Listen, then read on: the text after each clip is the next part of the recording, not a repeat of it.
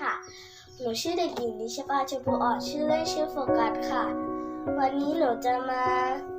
ทำกล่องออมสินจากกล่องกระดาษนะคะและอุปกรณ์มี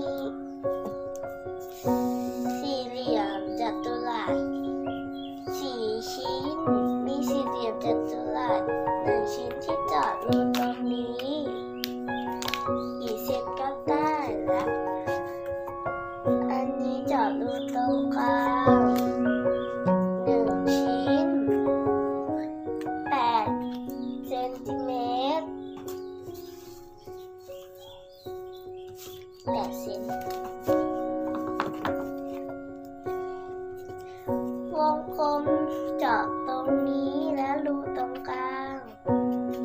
แต่ที่จริงไม่ต้องเจาะก็ได้แล้ววงกลมเอาเหลือ10มาแทบแล้วเขียนแล้วก็เจาะด้วยคัตเตอร์แล้วเจาะรูตรงกลางและสี่เหลี่ยมผืนผ้ามาจิ้มฟันแล้วก็เจาะรูตรงนี้ให้เท่ากับรูที่มีไม้อันนี้มาเสียบลูกชิ้นให้เข้าไป2 รูมาเริ่มทำกันเลยนะคะ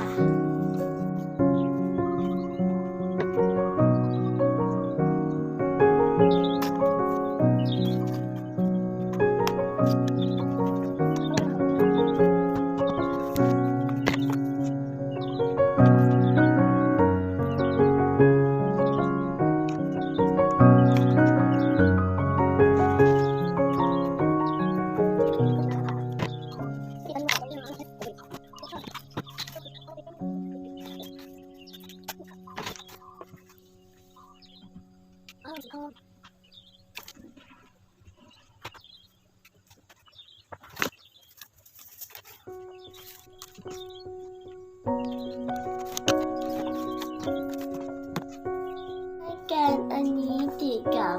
ไม้อันนี้แล้วก็ติดกาวแค่ตรงนี้2 ที่ให้มันติดเข้ากับไม้มันจะหมุนได้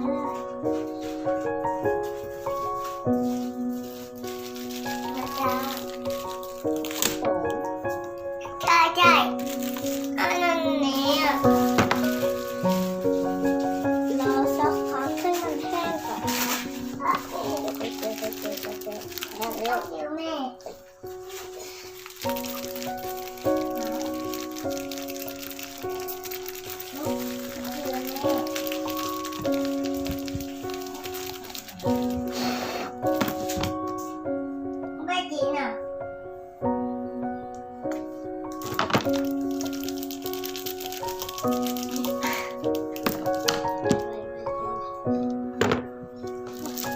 ต้องเบาไปสิยึดจะหมุนได้ค่ะแบบนี้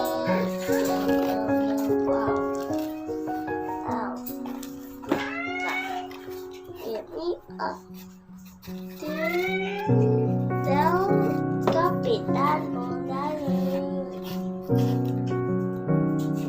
ได้กาวร้อนและระวังมือด้วยนะจ๊ะ